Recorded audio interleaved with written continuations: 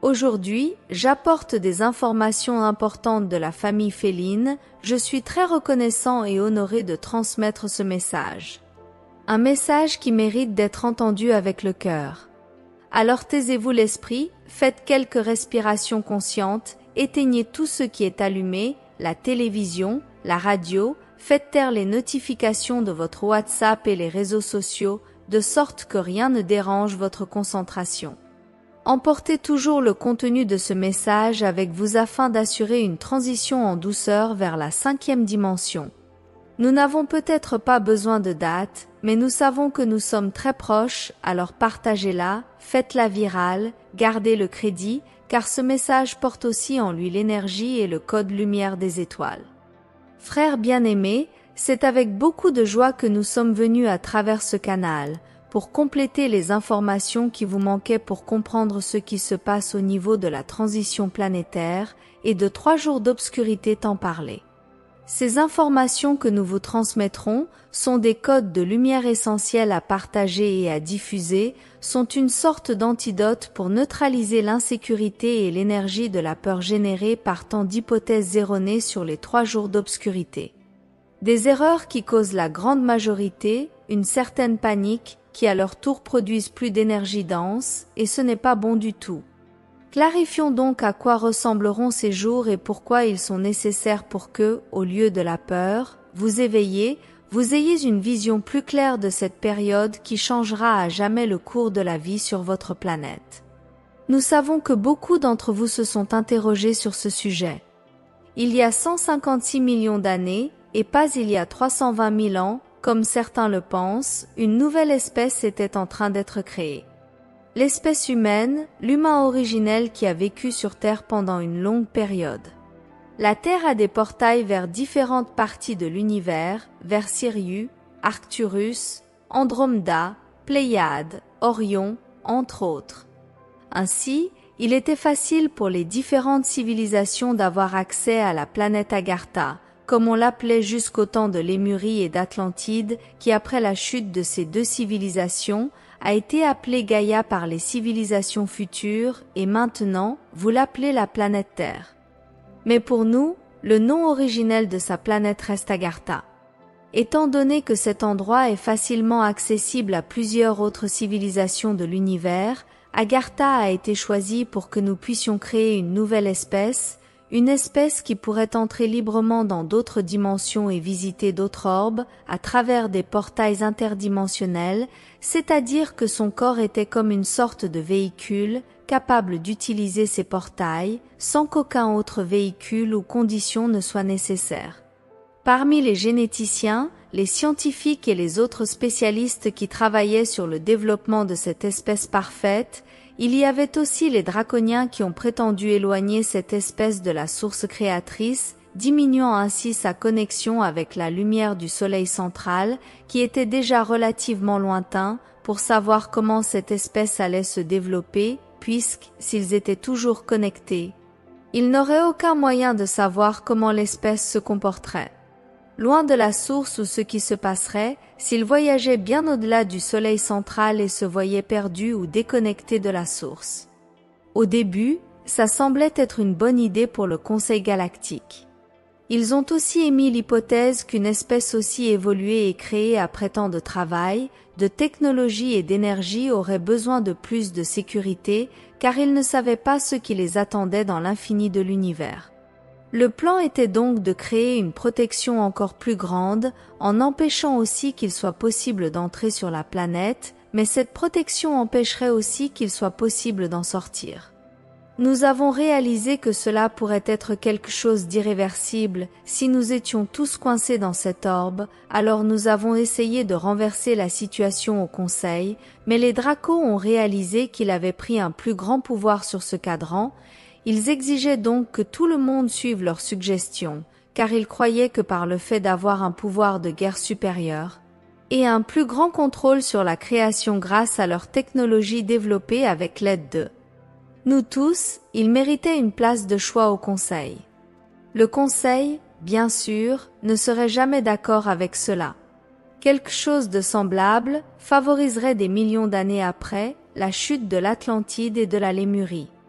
Ceux qui étaient sous les voiles protecteurs qui étaient en train d'être créés décidèrent alors de partir avant qu'il ne soit trop tard, mais d'autres restèrent, comme c'est le cas des 12 consciences, qui se sacrifièrent pour maintenir vivant dans le cœur de chaque être humain l'amour inconditionnel de la source, parce que, bien que la connexion avec le cosmos soit totalement coupée, dans leur cœur la flamme de l'amour serait allumée. Ces consciences ont donné naissance aux 12 crânes de cristal. Il y a 66 millions d'années, les archontes ont également inversé les pôles magnétiques d'Agartha, car ils savaient qu'ainsi, Agartha deviendrait plus dense, car tout ce qui tourne dans le sens inverse des aiguilles d'une montre génère de la densité, et tout ce qui tourne dans le sens horaire est plus subtil. Agartha tourne actuellement contrairement au flux naturel de tout le cosmos, c'est pourquoi les coquillages de la mer, les plantes et tout dans l'univers se forment en spirale dans le sens des aiguilles d'une montre. Pour qu'il soit possible de maintenir cette position inversée, la Lune a été positionnée stratégiquement, tournant toujours du même côté, de sorte que les modifications apportées par eux soient maintenues. Ils étaient ainsi sûrs que la Terre ne reviendrait pas à son axe normal, mais ils ont fait toutes ces modifications de manière soudaine, ce qui a causé l'extinction des dinosaures. Après cet épisode, Agartha a eu d'autres redémarrages, l'un d'entre eux a provoqué le déluge, qui a été causé délibérément par cette espèce non-lumière qui tente jusqu'à présent de contrôler la planète et de provoquer les catastrophes mondiales. Le déluge a été causé par le choc de la Lune avec l'océan. Les eaux de l'océan ont alors monté, couvrant ainsi toute la planète. Aujourd'hui encore, il est possible de voir les signes de ce choc et le déplacement de l'eau au-dessus des collines au Portugal, en Afrique et aussi à la surface de la planète, où se trouvait auparavant l'océan Indigo. Les collines de l'Himalaya, la plus haute chaîne montagneuse de la planète, située entre la plaine, au sud et le plateau tibétain, se sont formées avec cet impact. Dans l'océan profond, les sédiments biologiques sont constitués de coquilles de quelques types d'organismes planctoniques, un type de roche sédimentaire d'origine biologique, entièrement formée de fragments de coquilles. Avec l'impact de la Lune, ces coquilles ont été déplacées vers le haut des montagnes, formant ainsi des roches de calcium dans une teinte jaunâtre. Le retour des pôles magnétiques de la Terre à leur position initiale a commencé en 2009. En 2013, une météorite géante allait entrer en collision avec la Terre et provoquer un énorme cataclysme mondial. Météore qui, à son tour, a été désintégré par la flotte galactique, se heurtant ainsi seulement une petite partie de celui-ci qui a heurté la Terre en Russie, où seulement quelques personnes ont été blessées, mais il n'y a eu aucun décès. La Terre a déjà été alignée par les flottes galactiques pour qu'elle revienne lentement dans le sens des aiguilles d'une montre, sans qu'il y ait une catastrophe majeure ou encore l'extinction de l'espèce humaine. Si les pôles de la Terre étaient inversés soudainement, cela provoquerait à nouveau la destruction par d'immenses tremblements de terre et tsunamis. 2 vaisseaux géants sont positionnés et en approche depuis 2009, qui sont Asigmus, le vaisseau de l'archange Michel, et le vaisseau Athéna des Arcturiens. Ces vaisseaux sont composés de consciences, à l'intérieur d'elles, il y a d'autres consciences. Les humains, dans leur forme originale, en utilisant 100% de leur capacité cérébrale, peuvent prendre n'importe quelle forme qu'ils souhaitent. C'est pourquoi ces êtres, comme c'est le cas de l'archange Michel, peuvent prendre une conscience et concevoir un vaisseau. Asigmus est donc la conscience de l'archange Michel. La Terre a une force gravitationnelle tout comme la Lune, qui a été positionnée de telle sorte que grâce à ces interactions entre les forces gravitationnelles, la Terre est maintenue dans la position anti-horaire artificielle que les archontes ont placée. Donc, pour que la Terre retrouve sa position originelle, il faut l'action d'autres forces gravitationnelles, qui sont justement les vaisseaux. Elles interfèrent avec la rotation de la Terre et à mesure que ces 2 vaisseaux se rapprochent, la Terre ralentit sa rotation jusqu'à ce qu'elle s'arrête complètement. Une fois ce processus terminé, ces vaisseaux s'éloigneront ensuite lentement, de sorte que la Terre tourne progressivement à nouveau dans le sens des aiguilles d'une montre, donc sans grand mouvement. Chacune est positionnée à une extrémité des pôles magnétiques de la Terre, réduisant ainsi la rotation de la planète jusqu'à ce qu'elle cesse de tourner complètement. À la fin de cette intervention, l'un des vaisseaux sera positionné devant le Soleil, où il s'arrêtera lui aussi et commencera à s'éloigner lentement pour que la Terre tourne à nouveau dans le sens des aiguilles d'une montre. Ce trajet prendra 3 jours, provoquant les 3 jours d'obscurité. C'est le temps qu'il faudra au vaisseau pour faire le trajet, en restant entre le Soleil et la Terre et en revenant du même côté qu'il est entré. Les appareils électriques, électroniques et tout ce qui contient de l'électricité, de l'électromagnétisme, cesseront de fonctionner à cause de l'approche de ces vaisseaux. Quelques jours plus tôt, tous les êtres de la planète Terre entendront, ils verront un signal qui les avertira de ce qui va se passer. Un dernier appel de Mère Marie, qui parlera à l'oreille de tous ses fils et filles, où il ne restera aucun doute, surtout pour les éveillés qui comprendront clairement le signe. Ce jour-là, tous les êtres humains et non humains, tout être doté d'un cerveau, qu'il soit humain ou animal, paralysera avec la planète Terre, et ne reprendront leurs activités motrices qu'après que la Terre ait recommencé à tourner dans le sens des aiguilles d'une montre. Ce jour-là, tout le monde sera conscient de tout ce qui se passe autour de lui, mais il ne pourra pas bouger. Cela peut être effrayant, mais il n'y a rien à craindre, car lorsque la rotation de la Terre reviendra dans son sens d'origine, vous retrouverez toutes vos capacités et votre coordination motrice. Lorsque leur corps et la Terre seront paralysés, toutes les dimensions parallèles à la 3e dimension se croiseront, il n'y aura pas de différence entre les vivants et les morts, il sera possible de voir toutes les dimensions. Au moment de cette transition, vous ferez un court passage vers la 4e dimension, et quand Agartha reviendra à son axe d'origine, vous serez dans la 5e dimension.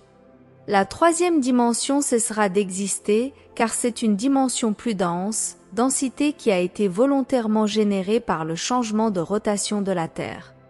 Après les 3 jours d'obscurité, vous serez en contact avec tous les êtres qui sont déjà dans la 5e dimension, et la Terre sera dans son axe originel, entièrement connectée à la lumière du Soleil central.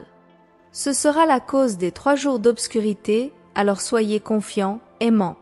Le moment de pratiquer la méditation, la paix intérieure, l'amour inconditionnel est maintenant, car ainsi, vous passerez au point de transition avec douceur, sans peur, en ayant simplement confiance que tout ira bien et que cela est nécessaire pour que tout revienne au plan original de la source créatrice. Pendant ces 3 jours, n'ouvrez pas la porte de vos maisons, gardez toutes les fenêtres et les portes fermées et ne laissez personne de votre famille quitter la maison, car leur corps pourrait se figer à tout moment. Prenez les précautions nécessaires pour que vous soyez à l'aise chez vous. Les avions peuvent tomber, des accidents de la route peuvent se produire, entre autres, causés par la paralysie physique. Lorsque cela se produira, vous saurez ce qui se passe, vous et vos proches aussi. Vous aurez l'aide de vos familles cosmiques, de vos familles d'âmes, de vos mentors et de vos guides, qui en ce moment seront beaucoup plus proches de vous en raison du croisement des dimensions, même de ceux qui ne sont pas éveillés. Vos animaux de compagnie seront également paralysés, mais ils feront la transition très naturellement, car ils n'ont jamais été déconnectés d'Agartha. Les êtres qui vibrent encore dans la haine, le chagrin, la peur, qui ont vibré dans un modèle de fréquence très basse, ou encore trop attachés à des croyances limitantes, ne feront pas la transition dans le corps physique.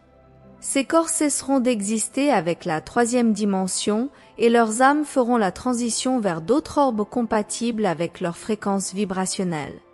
Il n'y a pas d'espace et de temps pour l'esprit, c'est pourquoi lorsque vous rêvez, vous êtes simplement ailleurs, sans avoir à parcourir un chemin.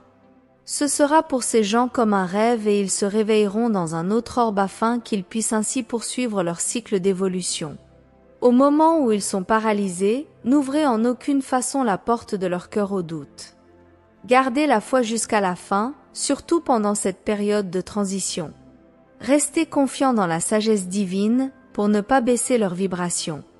Tout ce qui vibre encore dans la troisième dimension cessera d'exister.